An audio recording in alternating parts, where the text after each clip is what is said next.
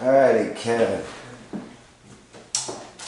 First name Patrick Winter, President and CEO of Roller Cuts Barber Shop, also Roller Cuts Barber Institute. Roller Cuts Barber Shop has been in existence since 1996, and Roller Cuts Barber Institute 2007. My goal is to the city of York to bring as much barbers into the industry of licensed stylists / cosmetologies. Basically, I love barbering. I teach it, I train it, and just anyone who want to learn the craft, I'm here to open up the doors for them. So Kevin, Mr. Winter, when did you started, at what age, thinking about becoming a barber? So basically, from the age, I think the age of 20, I always wanted to have my own barbershop. I started doing a little bit of barbering without license from the age of 17, and I went back to school for barbering into the age, I was 21.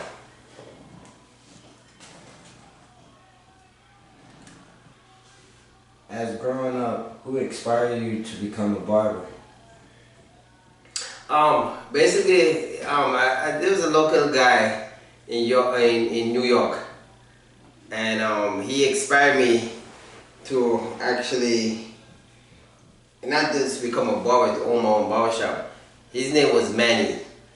He actually owned True to the Game movie, and he was one of the first guys back in the 80s, 89, 90. He had a big barbershop, and I got inspiration from him as far as moving, not just being a barber, to have my own location.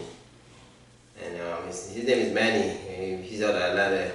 Have a movie called True to the Game 1, True to the Game 2, and he was my first inspiration guy.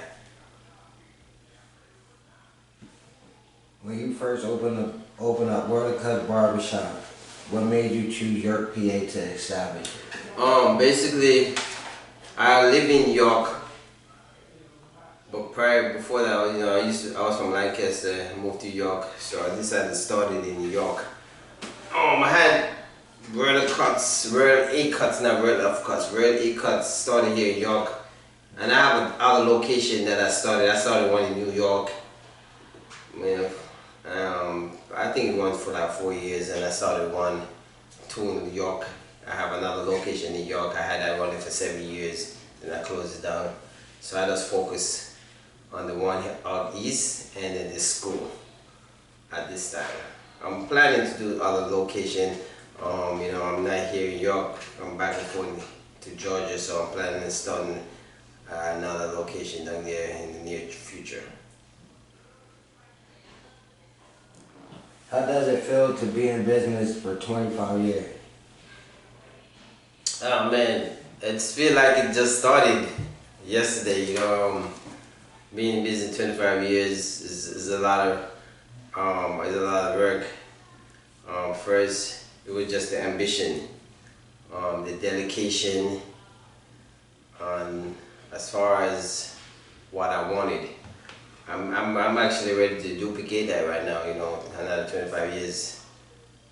And then I'm ready to pass down. I want to go 50 years. God allow me with health and strength.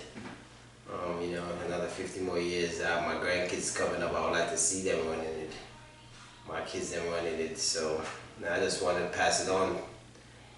So Roller Cuts could go 100 years. That's my stamp. That's my legacy with Roller Cuts.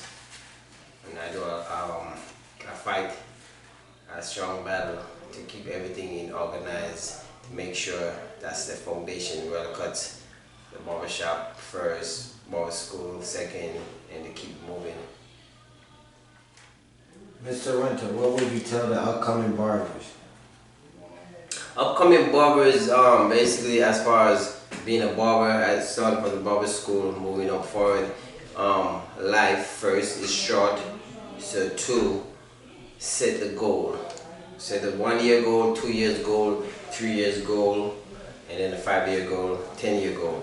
I set goals, and what I'll tell them, like, just don't look at barber as making money, because we make money anywhere from $60,000 to $70,000 to $100,000 a year. But it's not just about money. It's how you deal with your clients, how you deal with people. Your clients come first, and then you come second, and you gotta put you first with your health, strength, take care of yourself, and then you can be there for your clients. So I'll tell my new barbers, first try to put your finance in order.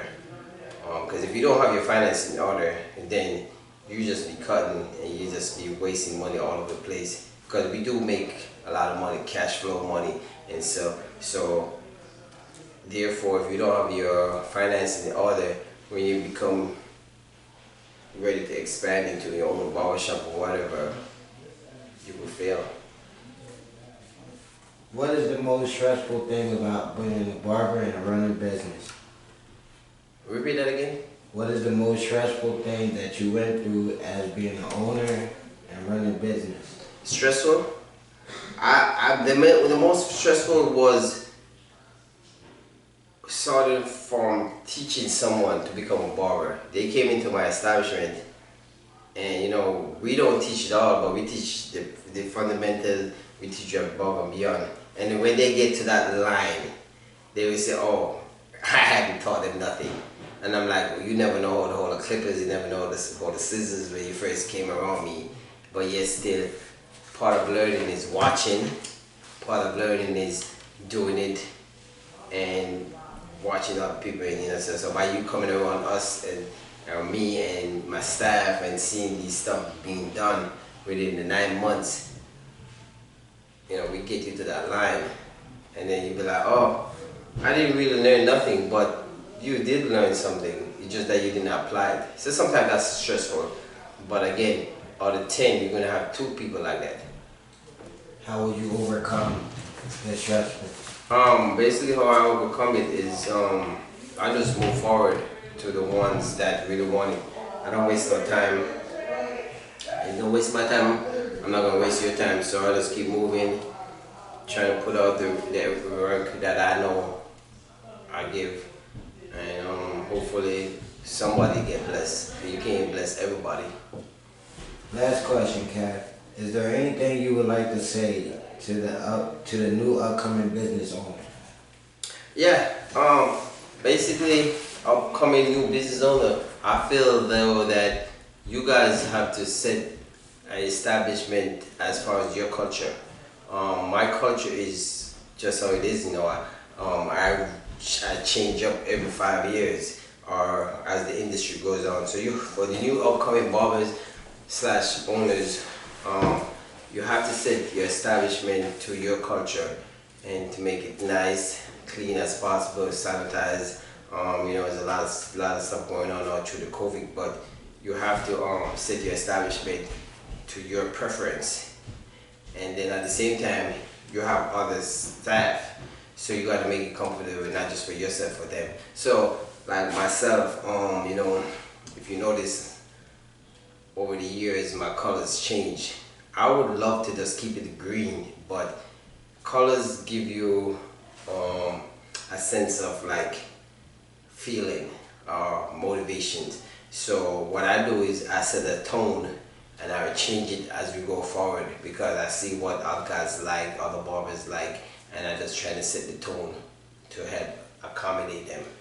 So my thing is always put back into the establishment. You can't just have an establishment and keep taking.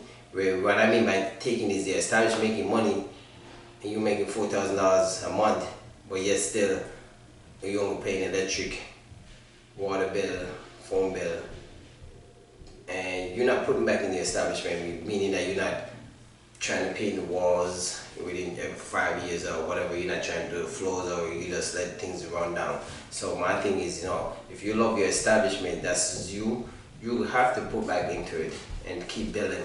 So creating that culture, that's what it's all about.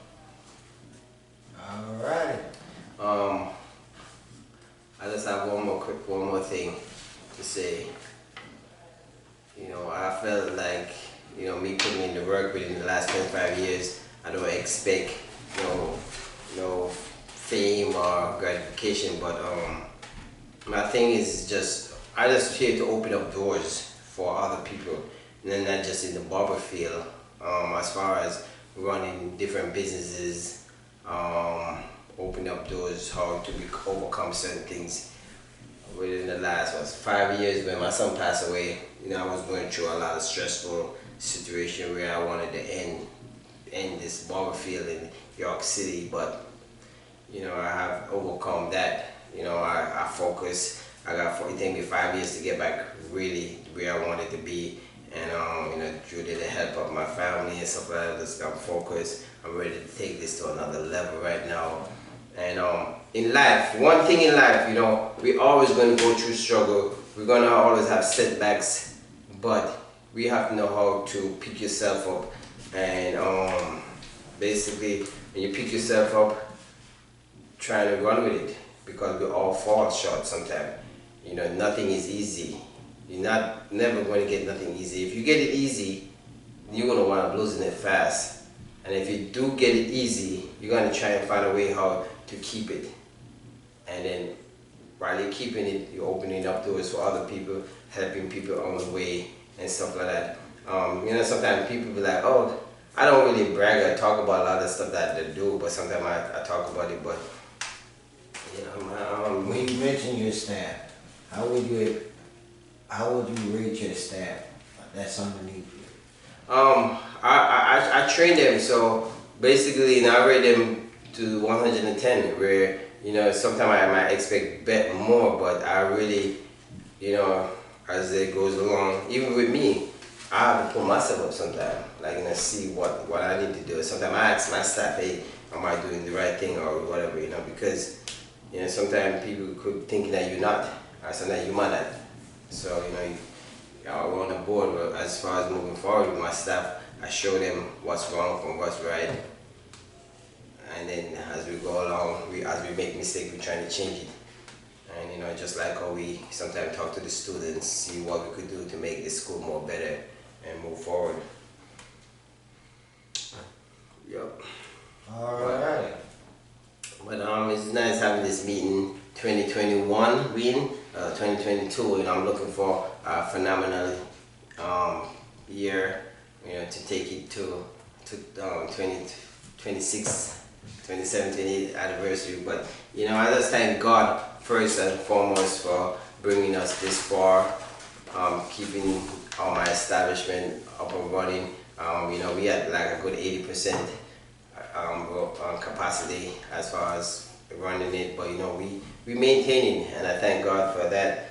And nothing is easy. So just because you see on the outside it looks so easy and nice and smooth, I putting up a good fight, and we're almost there. We have one more thing to finalize, and we're almost there. And I never give up. I'm not a give up in anything I do. As much as they don't want me here, I'm gonna be here. And my thing is, thank you for York City for all the support. Thanks to everyone for all the support. And I apologize for people that I might not reach out to as much as I should. I just want to say this last thing. Life is really short, and sometimes it doesn't matter how much money you have. It's just that when it's your time, it's your time. I previously lost a friend last week, and I'm going to a funeral, and I'm like, this guy had it all, man, and it made me think about life, like, wow, he didn't get killed through violence. It was just a simple, I really don't want to talk about what happened, but it's just, life is so short, and I couldn't expect this person to, like, wow, getting this phone call Monday on the way back, coming back to York. I'm like, wow. I just wanted to share that, man, because every day you gotta take every day serious. You gotta take your loved ones serious, and you just gotta live life to the fullest and think about your health. So that's all. And my thing is 2021 gonna be the year. Thanks. Have a good day. How you gonna video?